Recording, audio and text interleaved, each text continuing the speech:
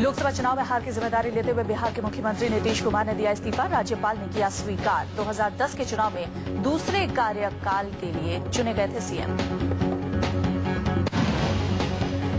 इस्तीफा स्वीकार होने के बाद जेडीयू अध्यक्ष शरद यादव ने कहा, आज विधायक दल की बैठक में होगा अहम फैसला। नया मुख्यमंत्री भी जेडीयू से ही चुना जाएगा।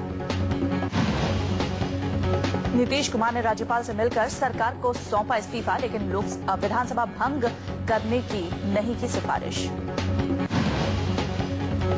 जेडीयू अध्यक्ष शरद यादव ने एक नई सियासी रणनीति की ओर किया इशारा। बीजेपी के खिलाफ नई लड़ाई के लिए वो लालू से भी भुला सकते हैं मतभेद। लालू से मिलकर सरकार बना सकते हैं नीतीश। शरद यादव ने कहा, नए नेता के बारे में आज शाम लिया जाएगा फैसला। 4 बजे विधायक दल की बैठक में होगा नए मुख्यमंत्री का ऐलान। विपक्ष ने नीतीश के इस्तीफे को कहा ब्लैकमेलिंग। बीजेपी नेता सुशील मोदी ने कहा, जनता से सहानुभूति बटोरना चाहते हैं नीतीश। लालू ने भी नीतीश की हार पर की टिप्पणी, कहा नैतिक जिम्मेदारी का हवाला देकर दिया है इस्तीफा। असल में जनता ने कर दिया है रिजेक्ट। फिलहाल बिहार विधानसभा में जेडीयू के पास है बहुमत। विधानसभा में 243 सीटें और बहुमत के लिए चाहिए 122। बीजेपी से रिश्ते खत्म होने के बाद नीतीश के पास जेडीयू के 115 विधायक, कांग्रेस के 4 और 4 निर्दलीय का भी है जेडीयू के पास समर्थन। कुल 123 विधायक हैं नीतीश के पास। नीतीश ने लोकसभा चुनाव में करारी हार के बाद इस्तीफा देने का लिया है फैसला। बीजेपी से गठबंधन टूटने की कीमत जेडीयू को पड़ी चुकानी। लोकसभा चुनाव में 2 सीटों से करना पड़ा संतोष। इस्तीफा सौंपने के बाद नीतीश ने कहा, बिहार में पार्टी के चुनाव अभियान का कर रहा था नेतृत्व। परिणाम अपेक्षा के अनुरूप नहीं होने के कारण मुख्यमंत्री पद से दिया इस्तीफा। भारतीय जनता पार्टी से अलग होने के फैसले को भी नीतीश ने ठहराया सही। कहा, फैसला एकदम सही था। कोई फायदे के लिए गठबंधन नहीं टूटा था। नीतीश ने कहा, जनादेश का होना चाहिए सम्मान। आशा है कि चुनाव प्रचार के दौरान किए गए वायदे सरकार करेगी पूरा। हम लोगों को भी अच्छे दिन आने का अनुभव होगा। जेडीयू के विधायकों में 2 फाड़। कुछ विधायकों ने पार्टी की हार के लिए नीतीश को ठहराया जिम्मेदार। कहा, हार के लिए 7 वरिष्ठ नेता जिम्मेदार। लोकसभा चुनाव के साथ कराए गए विधानसभा उपचुनाव में भी जेडीयू को मिली थी करारी शिकस्त। पार्टी को सिर्फ 1 सीट पर ही मिली थी कामयाबी। आरजेडी ने 3 और बीजेपी के खाते में गई थी 1 सीट। भारत के भावी प्रधानमंत्री नरेंद्र मोदी शनिवार को पहुंचे बनारस। जनता को जीत के लिए कहा शुक्रिया। कांग्रेस पर भी कसा तंज। कहा, पहली बार गठबंधन से बनेगा विपक्ष। मोदी ने बनारस में किया गंगा पूजन और फिर दशाश्वमेध घाट पर की गंगा आरती। बीजेपी अध्यक्ष राजनाथ सिंह और यूपी प्रभारी अमित शाह भी थे मौजूद। मोदी ने अपने भाषण में वाराणसी की धरती को किया नमन। कहा, मुझे बनारस की जनता से मिलने का मिल गया सौभाग्य। मेरे मुंह पर लगा था ताला, इसलिए मैंने आपसे किया था मौन संवाद स्थापित। मोदी ने कहा, जो बिना मांगे परोसे उसे मां कहते हैं। अब गंगा मां ने मुझे बुलाया है और मुझे आशीर्वाद दिया। अब मैं इस धरती का बेटा बन गया। बनारस की जनता से मोदी ने कहा, मैं यहाँ पर कुछ करने आया हूँ। मां गंगा के निर्देशन में करूंगा काम। गंगा की सफाई के मुद्दे पर भी कहा, बदलने का वक्त आ गया। बनारस में मोदी ने भी कहा, काशी को आध्यात्मिक पहचान दिलाए बिना भारत जागरूक नहीं बनेगा। काशी को विश्व स्तरीय बनाने की मदद करने के लिए लोगों से भी की अपील। बनारस में मोदी के पहुंचने से पहले ही समर्थकों का उमड़ा हुआ था भारी हुजूम। मोदी के साथ पार्टी अध्यक्ष राजनाथ सिंह भी थे मौजूद। नरेंद्र मोदी ने पार्टी अध्यक्ष राजनाथ सिंह के साथ काशी विश्वनाथ मंदिर में की विधिवत पूजा अर्चना। पंडितों ने मंत्रोच्चार के बीच रुद्राभिषेक भी संपन्न करवाया। नरेंद्र मोदी के संसदीय क्षेत्र वाराणसी में जीत का प्रमाण पत्र लेने पहुंचे उनके आधिकारिक प्रतिनिधि काकू भाई ने जनता को दिलाया भरोसा। कहा, बनारस का विकास मणिनगर की तर्ज पर होगा।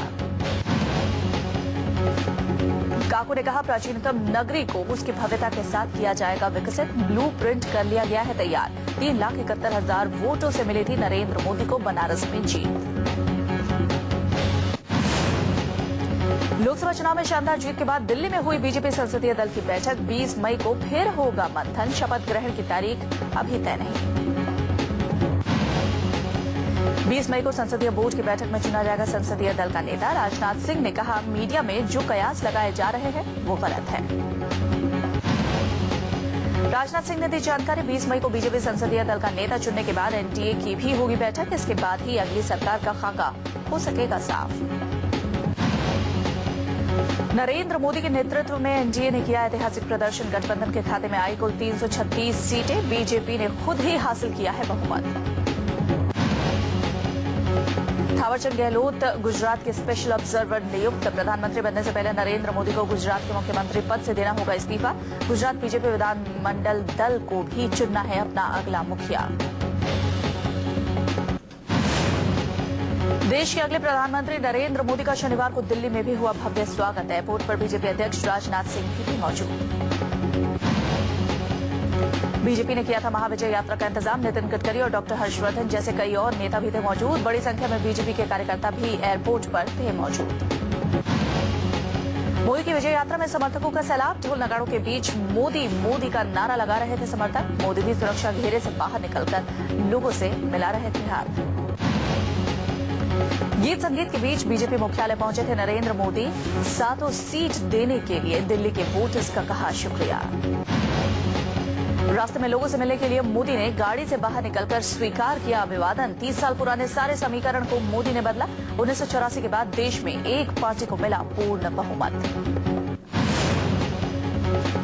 नरेंद्र मोदी के प्रधानमंत्री की कुर्सी तक पहुंचते ही तमिलनाडु की सीएम जयललिता ने दी मोदी को बधाई। जयललिता ने मोदी को पत्र लिखकर दी शुभकामनाएं। कहा, नई सरकार में केंद्र और तमिलनाडु के बीच आपसी सहयोग के नए युग की होगी शुरुआत।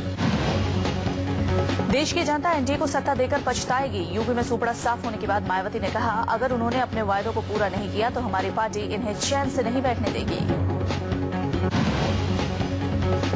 मायावती ने अपनी हार के लिए कांग्रेस को भी ठहराया जिम्मेदार। कहा कि कांग्रेस के खिलाफ जनता का गुस्सा दूसरे दलों को झेलना पड़ा। हार के बाद भी अमित शाह पर मायावती ने साधा निशाना। कहा, चुनाव को सांप्रदायिक रंग दिया और घिनौने हथकंडे अपनाए। मुस्लिम वोट का बड़ा हिस्सा समाजवादी पार्टी को मिला। असम के मुख्यमंत्री तरुण गोगोई ने नरेंद्र मोदी को चुनाव में मिली भारी सफलता पर दी बधाई। कहा, मोदी से राज्य की जनता को बड़ी उम्मीद है। उनके नेतृत्व में देश नई ऊंचाई छुएगा। आज हो सकती है 16वीं लोकसभा के सदस्यों की औपचारिक घोषणा। इसके बाद ही राष्ट्रपति सरकार बनाने के बारे में अपने पहल करेंगे। भारतीय लोकतंत्र के इतिहास में पहली बार सबसे कम मुस्लिम सांसद पहुंचे लोकसभा। 22 सांसद ही जीत कर पहुंचे संसद। इस बार लोकसभा चुनाव में थोड़ी बढ़ी महिलाओं की भागीदारी। 2009 के 59 से मामूली रूप से बढ़कर हुई 61। साल 2009 के चुनाव में 556 महिलाएं उतरी थी चुनावी समर में। 59 जीत दर्ज करने में रही थी सफल। इस बार 1300 से अधिक महिला उम्मीदवार मैदान में थी, लेकिन 61 ही जीत पाई चुनाव। लुधियाना के प्रभाकर वैक्स म्यूजियम में मोदी के मोम की मूर्ति बनी आकर्षण का केंद्र। व्यक्तित्व और पर्सनालिटी से प्रभावित होकर बनाया मोम का पुतला। सोनिया राहुल के इस्तीफे की पेशकश करने की खबर महज अटकलबाजी। कांग्रेस ने किया खारिज। सोमवार को बुलाई गई है कांग्रेस कार्य समिति की बैठक। अमेरिकी राष्ट्रपति बराक ओबामा ने प्रधानमंत्री मनमोहन सिंह से की फोन पर बातचीत। इस्तीफे देने के बाद कहा, उनके साथ काम करने की कमी उन्हें खलेगी। मनमोहन सिंह ने अपने पद से शनिवार को दिया था इस्तीफा। राष्ट्रपति प्रणब मुखर्जी को मनमोहन सिंह के अलावा उनकी पूरी कैबिनेट ने भी सौंपा इस्तीफा। इस्तीफा देने से पहले मनमोहन सिंह ने देश की जनता को आखिरी बार किया संबोधित। अपने विदाई भाषण में मनमोहन सिंह ने कहा, बंटवारे के कारण बेघर हुए एक बच्चे को प्रधानमंत्री के ऊंचे पद तक पहुंचाने के लिए शुक्रिया। राष्ट्रपति प्रणब मुखर्जी ने मनमोहन सिंह और उनकी कैबिनेट के सहयोगियों को दिया रात्रि भोज। कई पूर्व मंत्रियों ने लिया डिनर पार्टी में हिस्सा। मध्य प्रदेश के मुखिया शिवराज सिंह चौहान ने ट्विटर पर की टिप्पणी। लिखा, मध्य प्रदेश में जितने विधायक कांग्रेस के आ पाए उतने तो देश में उनके सांसद भी नहीं आ पाए। नवंबर 2013 में हुए मध्य प्रदेश विधानसभा के चुनाव में कांग्रेस की हुई थी 58 सीटों पर जीत। देश में हुए ताजा लोकसभा चुनाव में 543 संसदीय सदन में कांग्रेस अपने दम पर केवल 44 सीट ला पाई। महाराष्ट्र में एनडीए के हाथों करारी शिकस्त खाने के बाद पार्टी में मंथन। मध्य प्रदेश के मुख्यमंत्री पृथ्वीराज चौहान ने पार्टी प्रदेश इकाई के नेताओं के साथ किया विचार विमर्श। चुनाव परिणाम का विश्लेषण करेगी शिरोमणि अकाली दल की कोर कमेटी। परिणामों के विश्लेषण के लिए 3 सदस्यीय समिति बनाई गई है। कोर समिति की बैठक में लिया गया फैसला। बीजेपी नेता गिरिराज सिंह का आपत्तिजनक बयान देने के मामले में मिल गई है जमानत। 20,000 के निजी मुचलके पर दी गई जमानत। 3 मई को अग्रिम जमानत की याचिका हुई थी खारिज। चुनावी रणक्षेत्र के बाद अब पीएमओ में भी दिखा चाय का उबाल। 29 अप्रैल को पीएमओ में जारी हुआ था चाय की क्वालिटी को लेकर सर्कुलर। पीएमओ में जारी सर्कुलर में कार्यालय के कर्मचारियों से चाय की क्वालिटी पर मांगा गया था फीडबैक। 4 विकल्पों में से एक को चुनकर कर्मचारियों को जतानी थी अपनी राय। कर्मचारियों को चाय की क्वालिटी पर फीडबैक देते वक्त मिले थे 4 विकल्प। एक्सीलेंट, वेरी गुड, गुड और पुअर की श्रेणी में से एक को चुनकर बताने थे पीएमओ में चाय के स्वाद की गुणवत्ता। चाय के स्वाद पर मिला फीडबैक बनता पीएमओ में चाय की गुणवत्ता का अहम जरिया। फीडबैक के आधार पर चाय मुहैया करवाने वाली कंपनी क्वालिटी के सुधार का काम।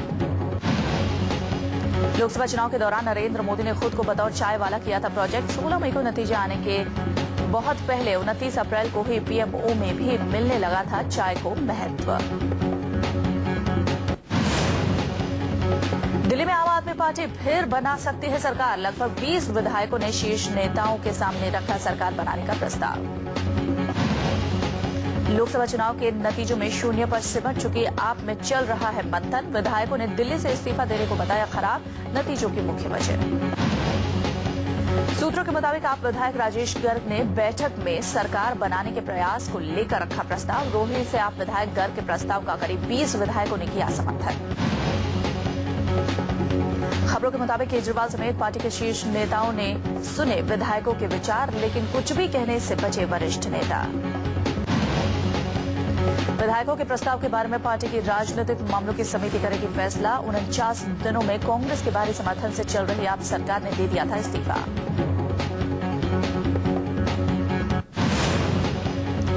आज दिल्ली के तालकटोरा स्टेडियम में बाबा रामदेव का संकल्प पूर्ति महोत्सव। राजनाथ सिंह, नितिन गडकरी, अरुण जेटली के साथ अमित शाह भी रहेंगे मौजूद। हार के बाद मंथन के लिए दिल्ली में लेफ्ट पार्टियां करेंगी मंथन। सीपीआई और सीपीआईएम के सभी दिग्गज होंगे शामिल।